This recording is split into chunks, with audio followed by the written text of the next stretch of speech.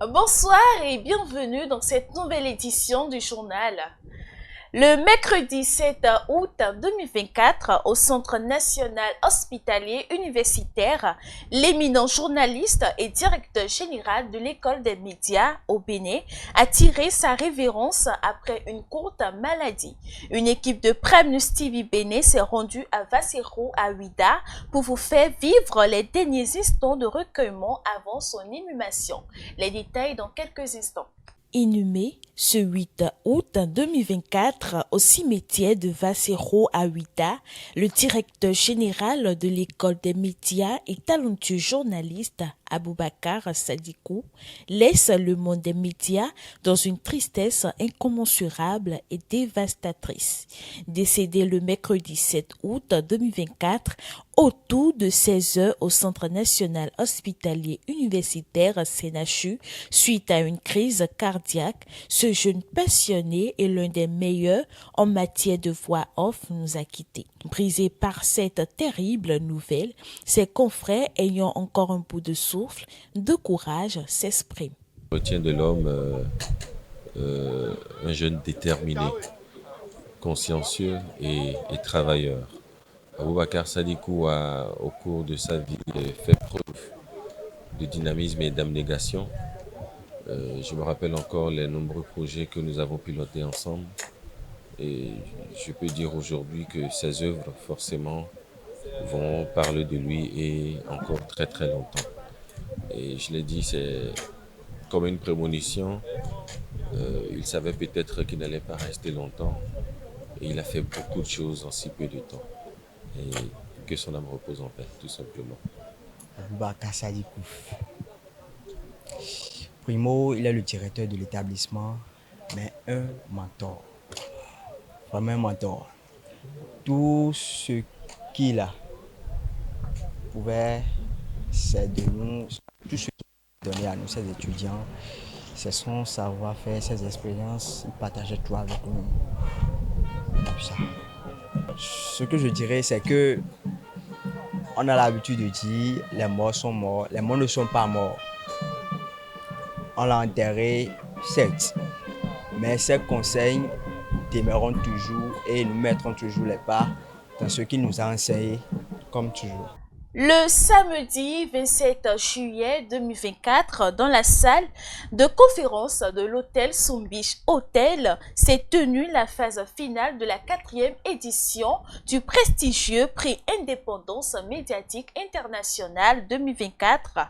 C'était une occasion pour les finalistes de défendre leurs œuvres, de recevoir les conseils des aînés, des jurés et enfin d'être gratifiés de récompenses. Prix Indépendance médiatique 2024, 4e édition. Ce samedi 27 juillet 2024, à l'hôtel Sun Beach, s'est tenue la soirée de distinction des journalistes francophones d'Afrique de l'Ouest.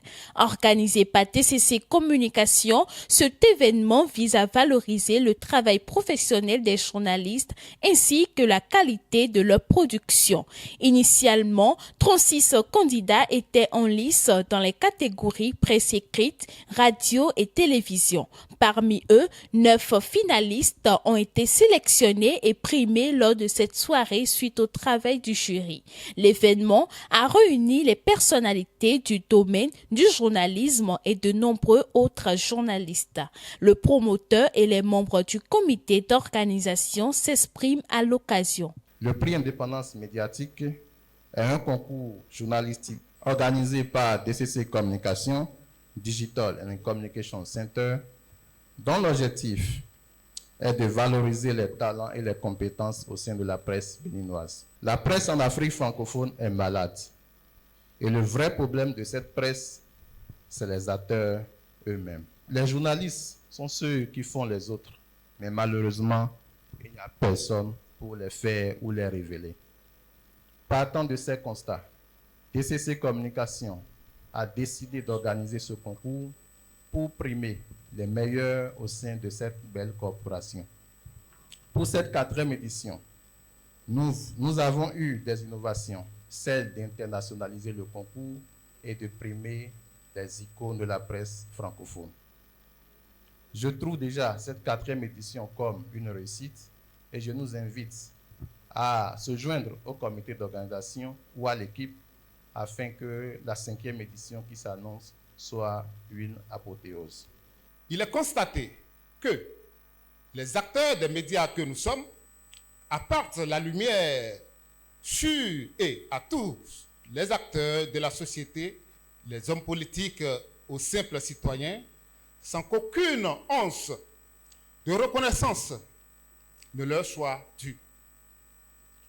Et même s'il faut reconnaître quand notre corporation tapisse des brebis galeuses, c'est une évidence qu'une bonne partie des acteurs exercent leur métier avec dévouement, sérieux comme pape. Cette grande soirée de la finale du PIM international 2024 récompensera 9 journalistes qui ont œuvré pour soumettre des productions de qualité à l'appréciation des membres du jury, que je salue également au passage. Je voudrais remercier une fois encore tous ces organes de presse au Bénin et à l'international qui ont cru en cette initiative et qui donc ont accepté de nous accompagner depuis cette campagne de vulgarisation des informations ou de l'information dans les médias pour raison d'appel à candidature, et également pour des séances de publicité et de communication à travers les médias et les réseaux sociaux. Lauréat de la catégorie télévision, il exprime sa satisfaction partagée par plusieurs autres personnes. Je suis très content de gagner ce premier prix au concours Prix Indépendance médiatique. Je suis très content également pour tout le parcours grâce auquel je suis ici. Je remercie mes amis et mes formateurs de l'UNSTIC, de Radio Univers et de Prime News TV où je suis passé également lors de ma formation. Je suis très content aujourd'hui pour ce prix. C'est une occasion où c'est une manière pour moi de rentabiliser tout ce parcours-là et j'en suis vraiment ravi. Après la délibération, je pense que mon enfant Gilles-Christ Kakpo a eu le premier prix au niveau de la télévision. La joie naturellement est immense. C'est une grande joie qui nous anime ce soir. C'est la récompense d'un travail qui a commencé depuis et qui semble être couronné aujourd'hui par les anciens du corps, du secteur du journalisme. Donc on ne peut que remercier Dieu. Mes impressions sont bonnes.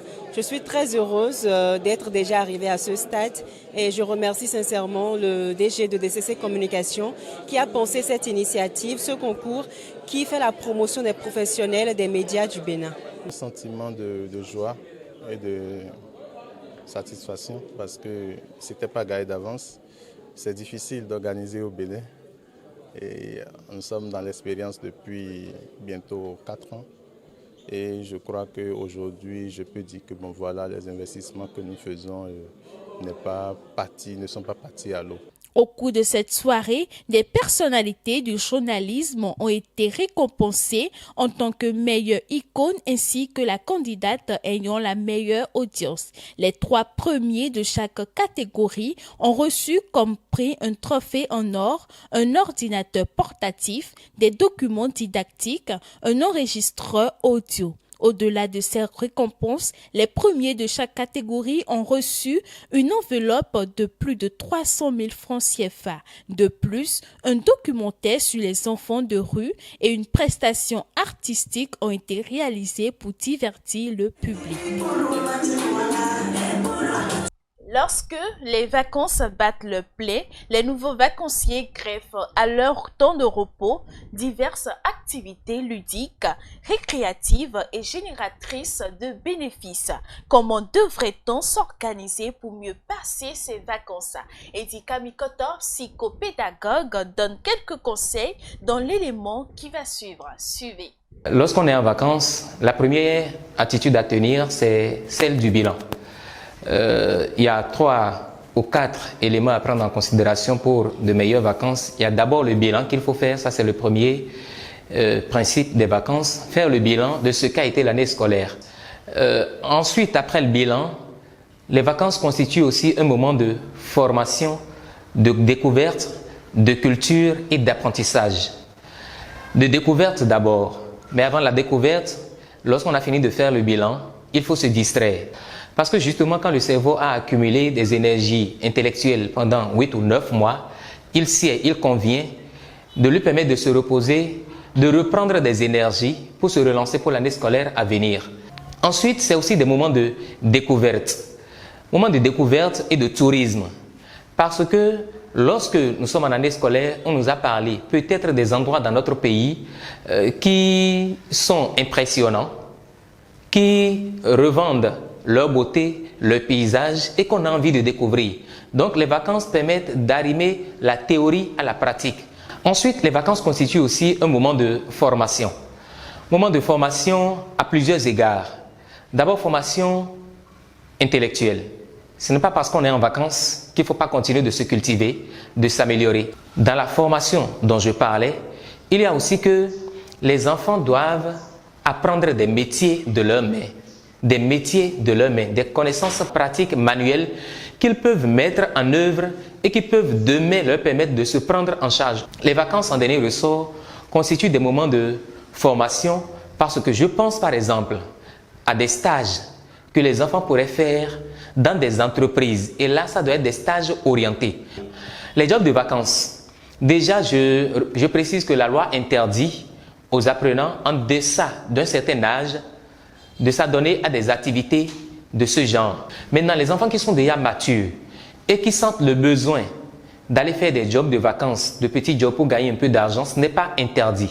Mais je précise que ce n'est pas aux enfants d'aller chercher des moyens pour assurer leur scolarité. C'est d'abord le rôle des parents.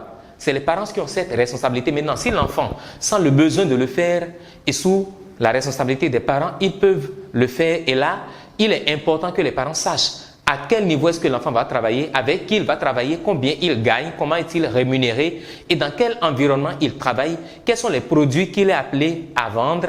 Tout ça, c'est important que les parents vérifient.